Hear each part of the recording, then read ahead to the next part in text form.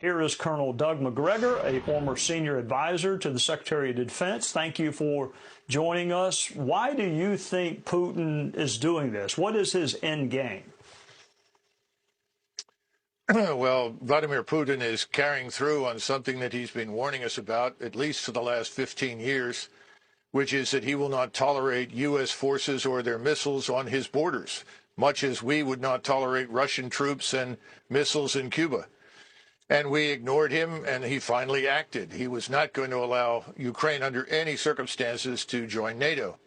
What's happened now is that the battle in eastern Ukraine is really almost over. All the Ukrainian troops there have been largely surrounded and cut off. You have a concentration down in the southeast of 30 to 40,000 of them. And if they don't surrender within the next 24 hours, I suspect that the Russians will ultimately annihilate them. That's why Zelensky is meeting with Putin's representatives right now. The game is over. And he's going to have to negotiate the best deal he can get. And we've already told him, the president of the United States has, that if he opts for neutrality for Ukraine, we'll back him. And I think that Vladimir Putin will do that for Western Ukraine.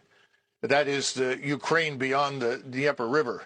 But behind it in the east, where he is now, I'm not sure what he has planned there, whether he forms another republic, annexes it into Russia, because historically it has been Russian.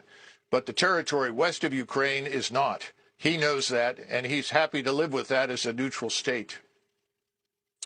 I am not a military expert. I'm not even an expert on geography. But if he takes Ukraine and Ukraine abuts Poland, then he's going to have a NATO country abutting him. So if that's what he doesn't want, then isn't he going to just have to keep going until he runs out of NATO countries? I guess I should say it again. He has no interest in crossing the Dnieper and heading west to the Polish border. I think you're going to find from these negotiations he's quite willing to neutralize that territory on the Austrian or the Finnish model. Right now, Russia already touches Estonia and part of Latvia. White Russia, of course, touches Lithuania. He's not interested in going to war with us, and he has an army that's too small for that purpose. And he knows it. His economy is smaller than that of South Korea's. So this is not something that he's looking for. We are imputing to him things that he does not want to do in our usual effort to demonize him and his country. We need to remember that Ukraine is fourth from the bottom of 158 countries in the world as corrupt. Russia is perhaps 3 or 4 places above them. This is not the liberal democracy, the shining example that everyone says it is. Far from it. Mr. Zelensky has jailed journalists and his political opposition. I think we need to stay out of it. The American people think we should stay out of it. The Europeans think we should stay out of it.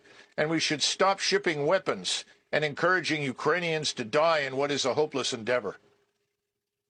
So when you say stay out of it, you mean no sanctions, no military aid, just let Russia take the portion of Ukraine they want to take?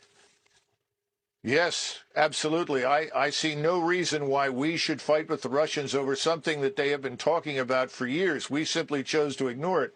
And more important, the population there is indistinguishable from their own.